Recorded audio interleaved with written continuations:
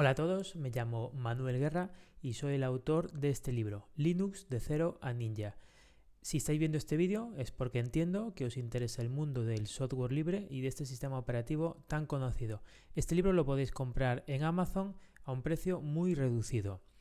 Antes de empezar, me gustaría que me respondierais para vosotros mismos cuántas veces utilizáis Linux a lo largo del día. Es decir, pensad ahora para vosotros y contad cuántas veces estáis utilizando Linux a lo largo del día. Este vídeo en principio es un vídeo básico, introductorio, para poder seguir el libro Linux de cero a Ninja de una forma más sencilla. Entonces entiendo que me diréis, nunca he utilizado Linux, yo no sé cómo se utiliza, me gustaría aprender, pero me da miedo la consola de comandos, etcétera. Entonces, lo normal es que me hubierais respondido, no, Manu, yo nunca he utilizado Linux. Bueno, esto no es del todo así, porque seguro que alguna vez habéis utilizado un móvil Android. Pues resulta que estos móviles están operando con un sistema Linux, no puramente Linux, pero se basa en su misma forma de operación, etcétera. Entonces, como podéis ver, no es tan difícil como pudiera parecer utilizar Linux. Sí que es cierto que antiguamente existía esa leyenda urbana o esa preocupación porque es un sistema complejo de utilizar, etcétera. Hoy en día, para nada. Hoy en día es un sistema operativo que cualquier persona puede utilizar sin mayor complicación. Y hoy es lo que os voy a explicar. Cómo una persona que nunca ha utilizado Linux, que no sabe ni cómo poder instalarlo, vamos a ver cómo no solo instalar Linux, sino de poder utilizarlo de forma diaria. Es importante que entendáis que Linux es un sistema operativo, que es GNU Linux. Por un lado está el kernel y por otro lado está el sistema operativo en sí, la parte más de usuario. Pero no solo nos encontramos en sistemas como Debian, Ubuntu, Linux Mint, Fedora. Existen otras variaciones que no son Linux, por supuesto, son por ejemplo, Mac OS de Apple, que es Unix, pero que a nivel básico, a nivel de usuario, es muy interesante saber que, por ejemplo, la consola de comandos de Mac OS, que se llama ZSH, opera con unos comandos prácticamente iguales o idénticos a los que se opera con Linux, suele utilizar Bash. ¿Por qué explico esto? Porque los comandos que vamos a utilizar en Linux no solo nos van a servir para Linux, por ejemplo, los vamos a poder utilizar también en la consola de MacOS, el sistema operativo de Apple para equipos informáticos que no son táctiles. Además, en Windows ya hace muchos años que existe PowerShell. Obviamente los comandos de Bash y los comandos de PowerShell no son los mismos, pero el core, el núcleo principal, como por ejemplo cambiar de carpeta, listar ficheros, etcétera, sí que son los mismos comandos. Entonces, de nuevo, aprender comandos de Linux nos va a servir también para poder utilizar PowerShell. Si no sabéis lo que es PowerShell, ZSH, etcétera, no os preocupéis, no es el objetivo de este vídeo. Simplemente ahora mismo el objetivo es que veáis que no solo existen los comandos de Linux, sino que esos comandos se pueden utilizar de forma más o menos indirecta en otros sistemas operativos, como por ejemplo Mac o Windows, en este caso a partir de Windows 10. Incluso en Linux existe el subsistema de Windows para Linux. Hay mucha gente que le resulta extraño ver esto. Esto ya sé que tiene muchísimos años, pero resulta extraño que en Windows, por defecto, de forma nativa, se puedan ejecutar comandos de Linux mediante, digámoslo así, una mini máquina virtual. El WSL es una especie de sistema virtualizado que no llega a ser tanto, que nos permite virtualizar, por ejemplo, un Ubuntu, como es el caso que estáis viendo en pantalla. La ventaja de esto, a diferencia de una máquina virtual que tiene su propio disco independiente, su memoria RAM, etc., esto está operando en la misma capa que el sistema Windows. Es decir, yo puedo entrar desde WSL a los directorios de mi propio Windows.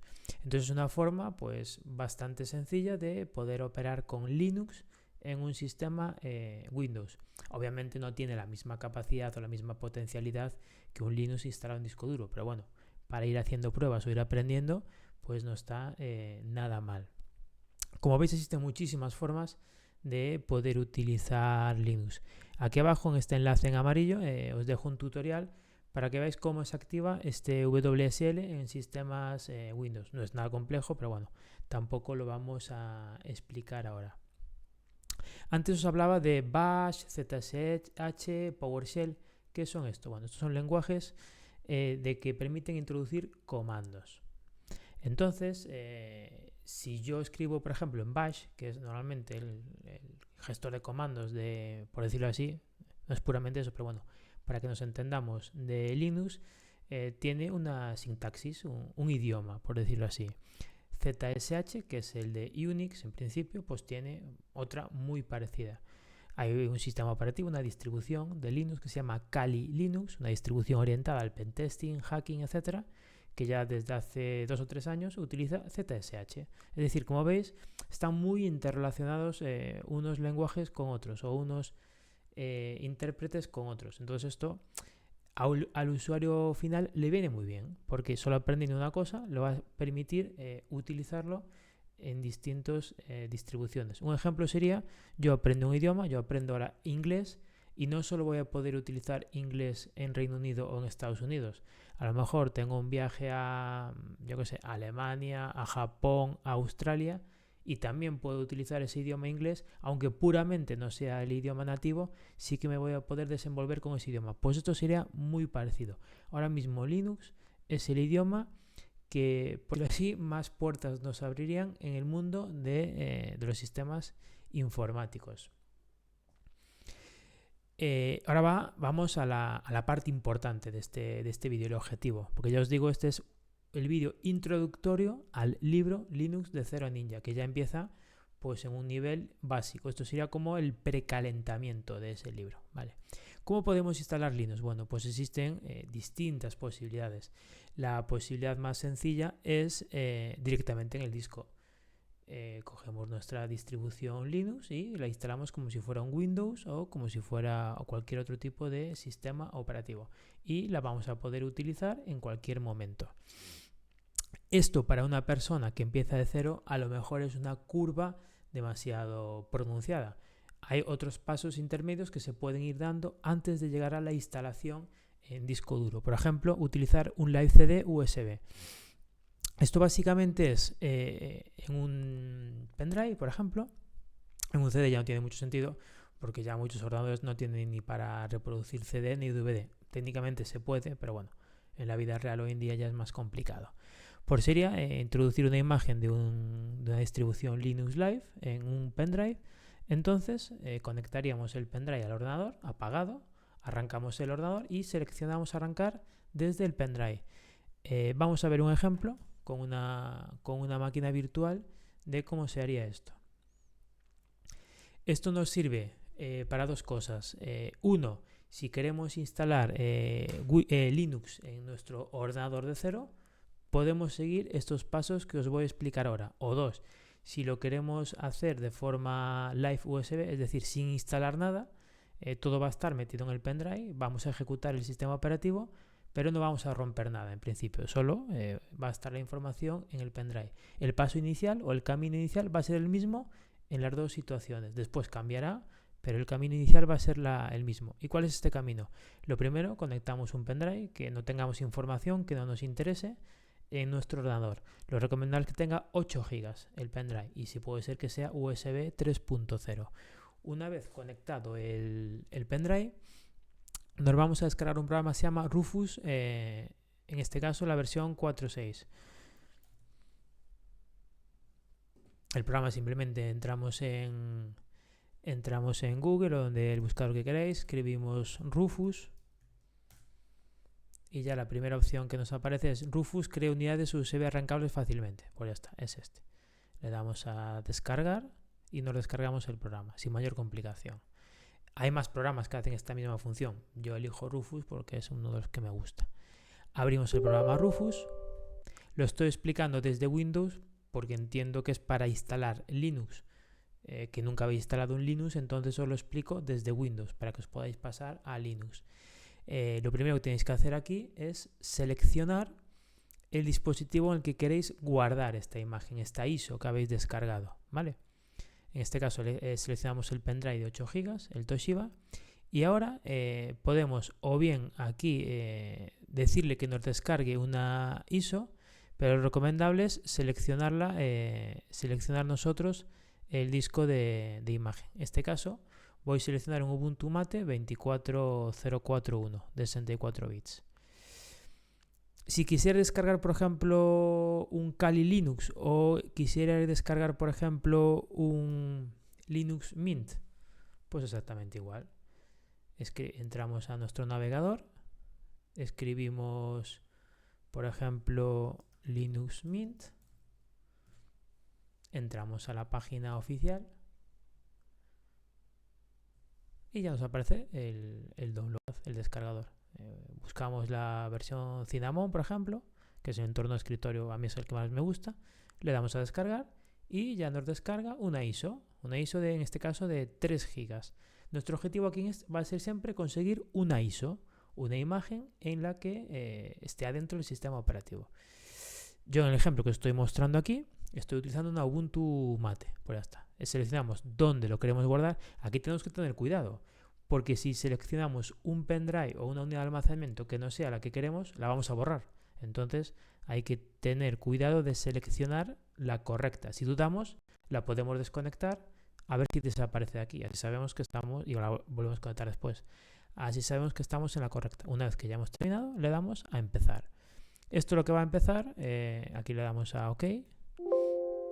Nos dice, oye, que vas a grabar esta ISO en este pendrive. Mira que si te equivocas vas a perder todos los datos del pendrive. En este caso yo estoy seguro, le damos a aceptar.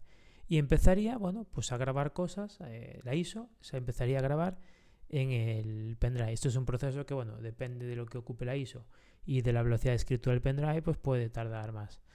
En este caso la voy a cancelar porque, ya la tengo preparada. Así de fácil sería ya tener un pendrive listo para utilizar Linux.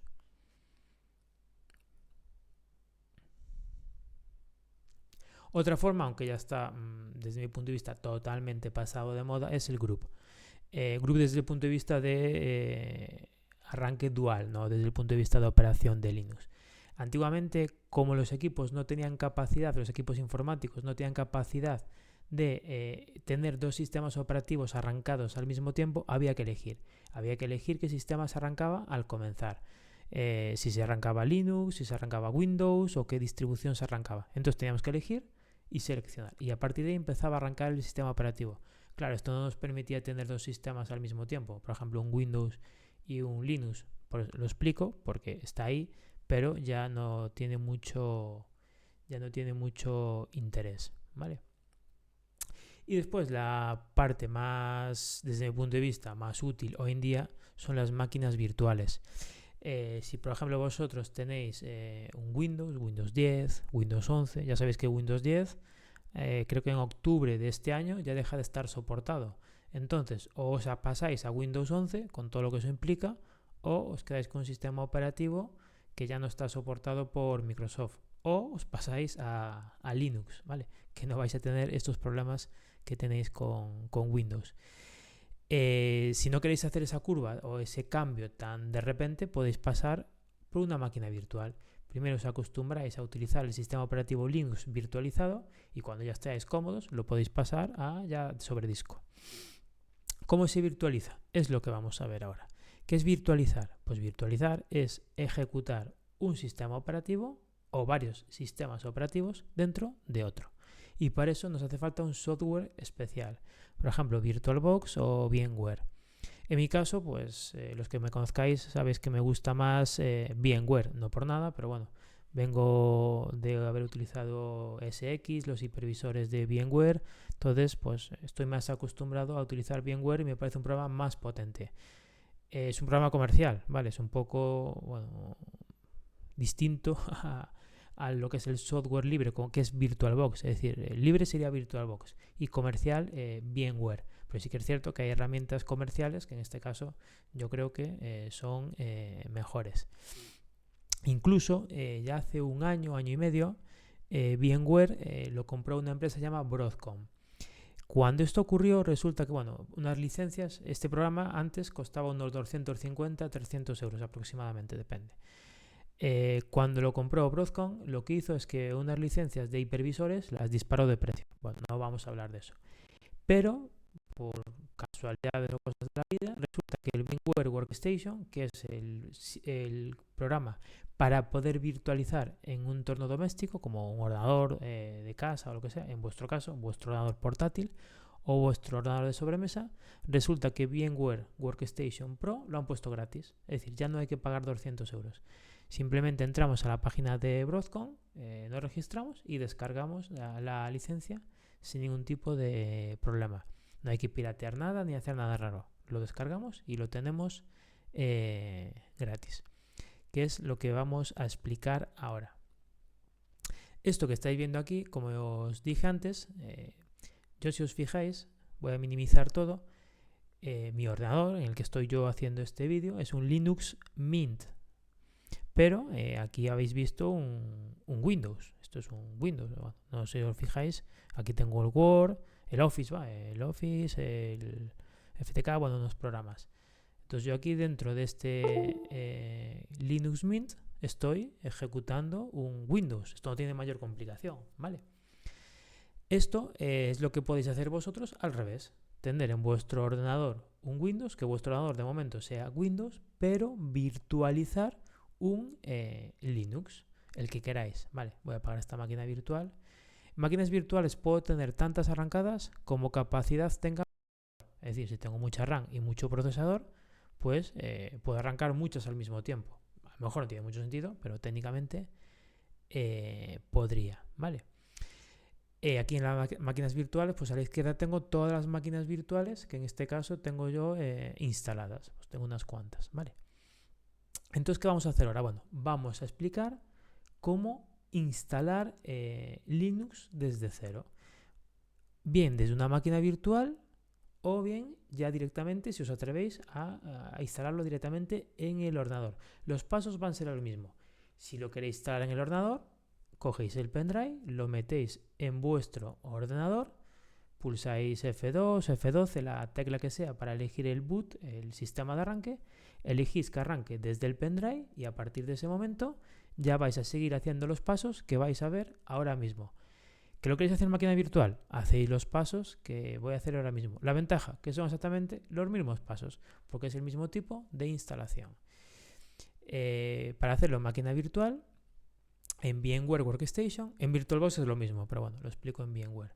Vamos a File, nueva máquina virtual. Aquí podemos hacer, lo normal es que esto esté marcado en Typical, recomendado. Es decir, es la configuración por defecto que os va a funcionar seguro. Le damos a siguiente. Yo lo tenía en avanzado porque cuando hago configuraciones especiales, pero en nuestro caso lo vamos a hacer en Typical, ¿vale?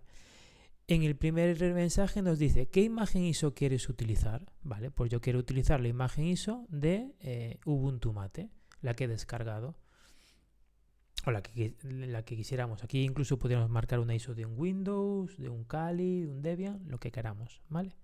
Le damos a siguiente y ya nos permite personalizar esa instalación. ¿Cuál es nuestro nombre, el que queramos, y la contraseña? Pues ponemos, esta va a ser la contraseña con la que arranque el sistema operativo. La típica contraseña de Windows o la típica contraseña de usuario va a ser esta. No hagáis como yo y pongáis una contraseña de un único carácter. ¿Qué nombre queremos para esta máquina virtual? Pues Ubuntu 64 bits. Bueno, en principio está bien, no hay problema. ¿Queréis poner Ubuntu 64 bits pruebas? Pues pruebas. No hay problema, esto es el nombre simplemente de la máquina. Después se puede cambiar más adelante. Le damos a siguiente. ¿Cuánto disco duro queremos? Bueno, lo normal que con 40 gigas ya vaya bien. Esto de los discos virtuales divididos lo dejamos tal cual. Y ya está todo configurado. Y le damos a Finish. Ahora lo que vamos a empezar a ver a partir de ahora va a ser igual tanto como si hemos conectado nuestro pendrive al ordenador y lo booteamos desde el pendrive, como si instalamos una máquina virtual. Es decir, a partir de ahora ambos caminos convergen y van a ser el mismo, ¿vale? La máquina virtual ya está instalada, ya está configurada. Ahora simplemente vamos a instalar el sistema operativo. en función de la capacidad que tenga vuestro ordenador, esta instalación será más rápida o más lenta.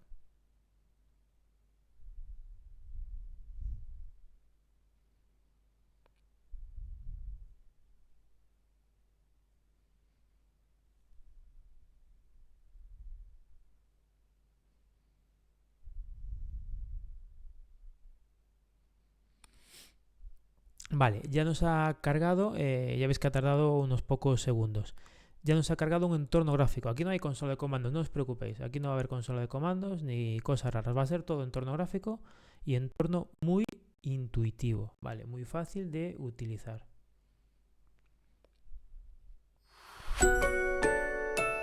Vale, aquí ya me está diciendo que elija el idioma. Pues por ejemplo, pues estoy hablando español, pues vamos a seleccionar español. Le damos a siguiente. Aquí le damos a siguiente, no hace falta que seleccionemos nada. Siguiente. Siguiente. Aquí está la clave. Aquí podemos marcar instalar Ubuntu Mate. Esto lo que va a hacer es instalar el sistema operativo en nuestro ordenador, en nuestro disco duro. Y ahí ya, pues esos cambios ya quedan para siempre. Ya quedaría el Ubuntu instalado en nuestro ordenador. Pero resulta que me decís, no, es que no me atrevo de momento, quiero probarlo. Vale, no pasa nada. Le damos a probar. Aquí no se va a instalar nada en el ordenador. Va a ser simplemente lo que hagáis ahora, lo vais a poder ver. Por ejemplo, podéis ver los programas que están instalados. Es decir, no hace falta, si no le dais a probar tampoco pasa nada. Ya, en realidad ya estáis probando, porque mirad, si yo bajo esto para abajo, ya estáis probando el Ubuntu. Por ejemplo, quiero abrir el navegador. Voy a poner esto más grande. Pues aquí está el Mozilla Firefox abierto. Se puede navegar como cualquier otro lugar. Navegar por páginas web. Aquí a la izquierda tenéis todos los programas que queráis. Que queréis instalar más programas, los podéis instalar, etcétera. Lo único aquí, una vez que apaguéis el pendrive, pues se va a perder todo, ¿vale? Tenemos programas, por ejemplo, el Office, tenemos el Writer, que es como el Word de Office, pero libre. Ok, pues aquí lo tenéis. Es decir, ahora mismo no extra nada, simplemente lo estoy probando. Pero permite probarlo totalmente sin instalar nada. Es la gran ventaja, ¿vale? Bueno, os he convencido y decís, venga, va, lo voy a instalar. ¿Qué tenéis que hacer? Pues nada, seguir el proceso que habéis dejado aquí abandonado. ¿Os acordáis aquí? Instalar Ubuntu. Pues venga, siguiente. Esto, si paramos ahora, si ahora mismo apago el ordenador, no pasa nada. Mañana puedo volver a arrancarlo y continuar y ya está, no pasa nada. Vale. Instalación interactiva o instalación automatizada. Si no tenéis, quiero decir, si no tenéis mucha idea, dejarla en interactiva y ya está. Porque la automatizada nos va a pedir que metamos unas configuraciones que, bueno, interactiva. Le damos a siguiente. Lo suyo es instalar Ubuntu Mate normal, no el minimizado, porque bueno, a lo mejor nos faltan cosas que nos puedan gustar. Tampoco ocupa tanto. Ubuntu Mate. Yo soy partidario de instalar todos los drivers que sean necesarios, porque bueno, después tenerlos que instalar a mano es un poco más rollo. Entonces bueno, aquí instalamos tanto el software de terceros para gráficos y dispositivos Wi-Fi. Por ejemplo, si tenéis una tarjeta gráfica de Nvidia, pues ya os instala los drivers sin preocupación, ni os enteráis. Wi-Fi, Ethernet y todo eso. Y descargar para ver fotos, bueno, MP3, MP4, vídeos en general. Si marcáis estas dos casillas, ya os las instala por defecto, ¿vale? Borrar e instalar Ubuntu Mate, pues ya estaría. Simplemente instalación manual es para cambiar las particiones o bueno, pero bueno. Vamos a lo sencillo. Borrar disco e instalar. Siguiente.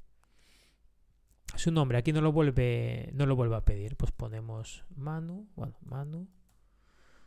Elijo una contraseña 1 y 1. No utilicéis esta contraseña en la vida real. Se puede utilizar Active Directory, no es necesario para esta prueba. Y si desmarcamos esta opción de solicitar mi contraseña para acceder, pues en cuanto le damos a arrancar, va a iniciar al escritorio. No nos va a pedir contraseña. Vale. Vamos al siguiente. ¿Dónde estamos? Pues en Madrid. Esto es por el uso horario simplemente. Siguiente, ya está. Aquí está toda la configuración. Y le vamos a instalar. Pues ya está. Se empieza a instalar el Ubuntu Mate. ¿Cuánto va a tardar? Pues bueno, a lo mejor 10 minutillos, 15, 5. depende de la capacidad de vuestro disco duro, ¿vale?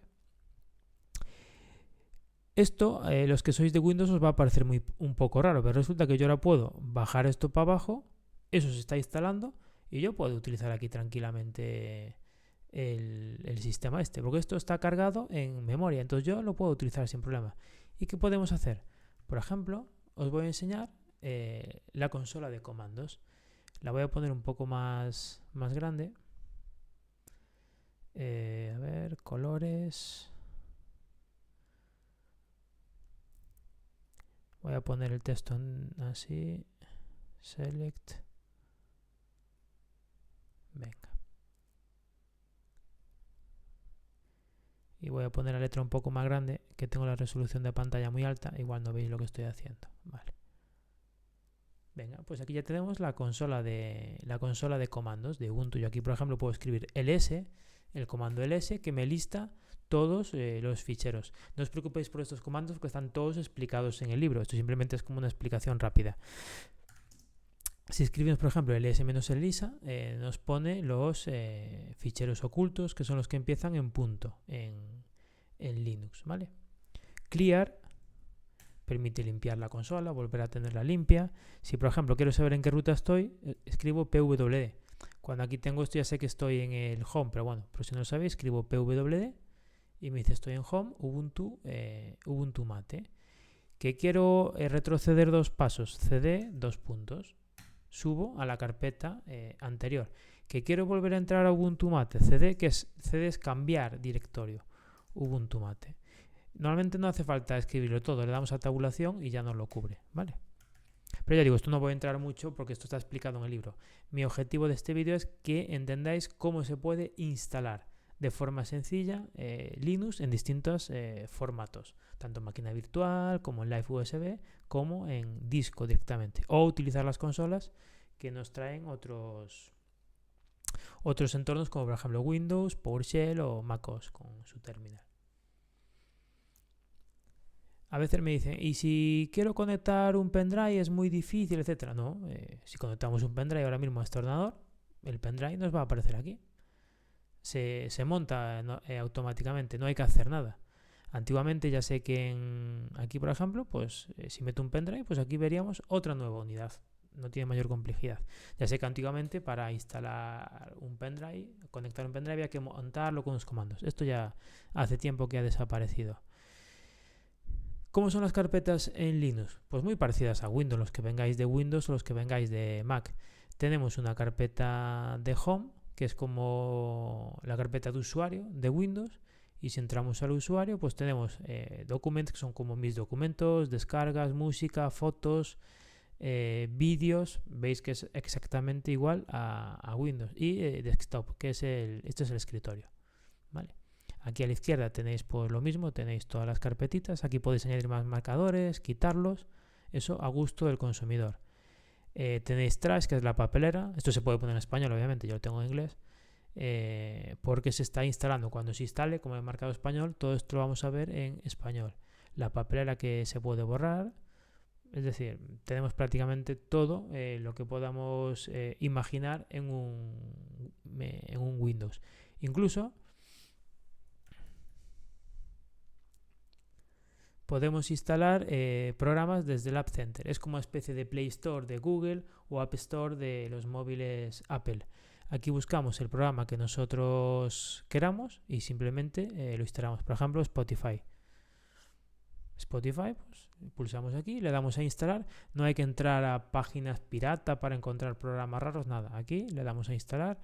¿Que os gusta el diseño gráfico, el Photoshop? Pues hay un programa que se llama Krita, que está muy bien. No es un clon del Photoshop, porque no es un clon, pero funciona muy bien, funciona igual, ¿vale? Krita.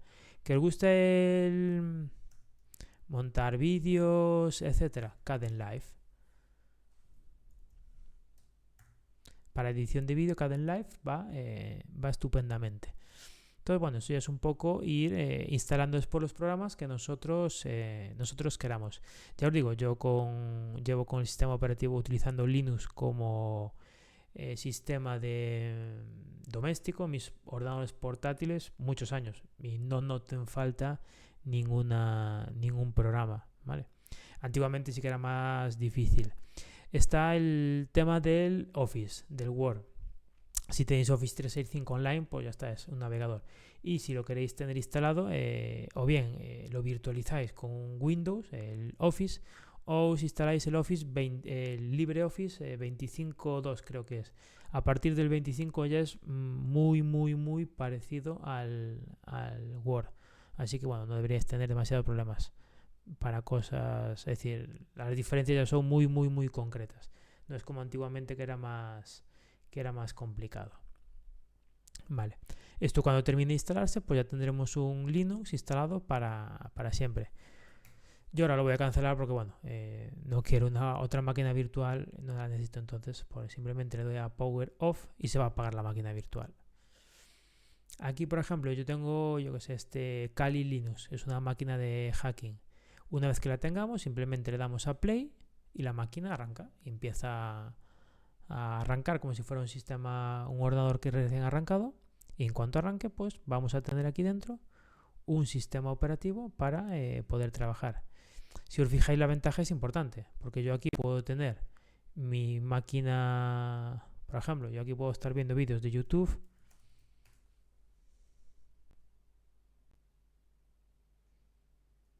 música, por ejemplo, música. Venga, está descargado. 5 tips para sacarle el máximo partido a tu icono. Venga.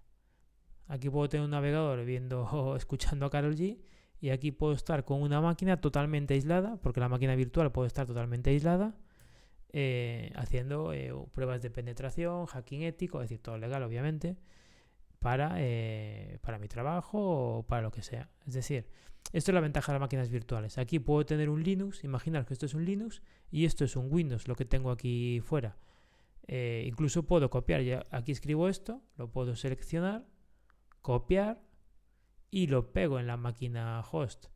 Es decir, esto es una gran ventaja. Por eso que hoy en día no probar Linux ya no tiene tanto sentido como antes. Cualquier persona puede probar Linux sin ningún tipo de problema.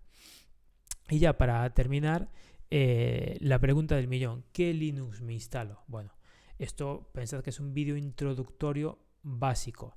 Entonces, para una persona que me diga, es que yo nunca he utilizado Linux, quiero empezar de cero y no quiero tener problemas y quiero que sea sencillo. Bueno, pues a esa persona le recomendaría Linux Mint, que es lo que yo tengo instalado. Yo lo uso Linux Mint desde hace fácilmente 10 años. Sencillamente porque me gusta el diseño, no por otra cosa. Me gusta el diseño que tiene, me parece muy minimalista y desde que lo probé no he utilizado otra cosa. O otro sistema muy sencillo es Ubuntu. Yo sí elegiría un escritorio, un entorno gráfico, Ubuntu Mate. ¿Cuáles son las ventajas de Linux Mint y Ubuntu Mate? Que es muy difícil que lo instaléis en un ordenador o un portátil y que no tenga todos los drivers. Es decir, no vais a tener problemas de que algo no os funcione. No vais a tener que compilar drivers, no vais a tener que hacer cosas raras en la instalación. Es siguiente y todo os va a funcionar. Y vais a tener un entorno gráfico muy cómodo.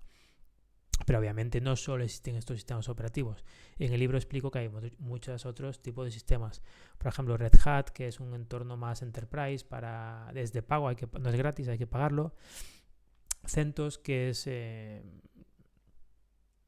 la copia, por llamarlo así, de Red Hat, pero libre. Fedora, OpenSUSE. OpenSUSE, por ejemplo, está más diseñado para dispositivos embebidos.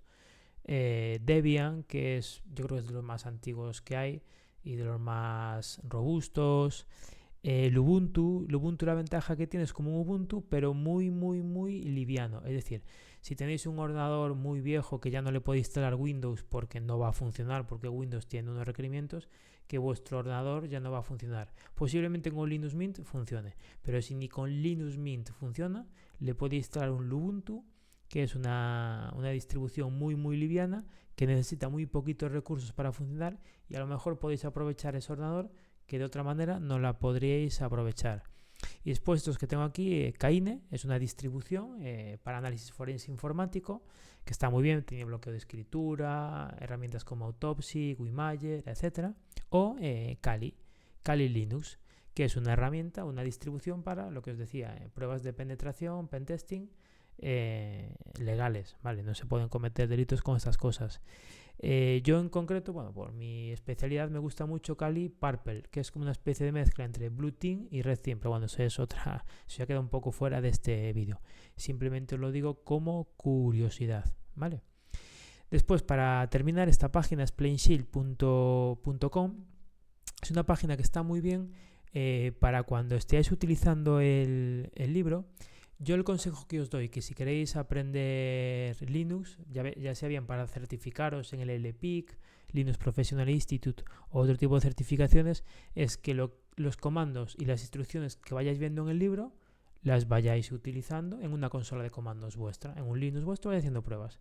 Mejor en una máquina virtual, porque si escribís algún comando que sea incorrecto, que dañe la máquina, no va a pasar nada, la máquina virtual ahí se va a quedar, no va a estropear vuestro sistema. ¿Y qué es esto de Plainshail? Pues es una página web que le metemos el comando -rf, el típico -rf, barra inclinada, y nos dice qué hace el comando. Es decir, elimina ficheros o directorios de forma recursiva y forzándolos. Pues es una ayuda. Si vemos un comando que no entendemos muy bien, pues escribimos aquí el comando y nos explica aquí lo que hace no solo el comando, sino los parámetros que le metemos al comando. Por ejemplo, si yo meto ls, pues me imagino que pondrá listar directorios, efectivamente, listar el contenido de directorios. Pero si lo escribo ls-lisa, es un parámetro de ls, pues ya nos pone que la S es listado largo, la I nos muestra los inodos, S el tamaño, A las cosas, los ficheros ocultos, ¿vale? Pero digo, no os preocupéis que esto todo está explicado en el libro, todo lo que sea comandos está explicado en el libro. Esto simplemente es un vídeo introductorio para que veáis de forma sencilla cómo se instala Windows. El problema de explicar cómo se instala Windows en libro, es decir, escrito, es más complicado. Por eso prefiero hacer un vídeo y así es más sencillo de explicar. Bueno, esto ha sido todo, la explicación de cómo instalar Linux. Y si habéis llegado aquí porque estabais leyendo el libro y habéis visto el código QR que os mandaba a este vídeo en concreto, pues nada, os animo a que lo sigáis leyendo, que lo disfrutéis y que, bueno, que utilicéis Linux, porque es un sistema operativo que desde el punto de vista de la ciberseguridad, no tanto que obviamente es un sistema seguro, pero para ejecutar tareas de ciberseguridad, análisis forense, pentesting, proceso de datos, etcétera, yo creo que es uno de los mejores sistemas operativos tipos de sistemas operativos que existen. Así que nada, os animo a que sigáis leyendo y disfrutando de Linux. Un saludo y muchas gracias.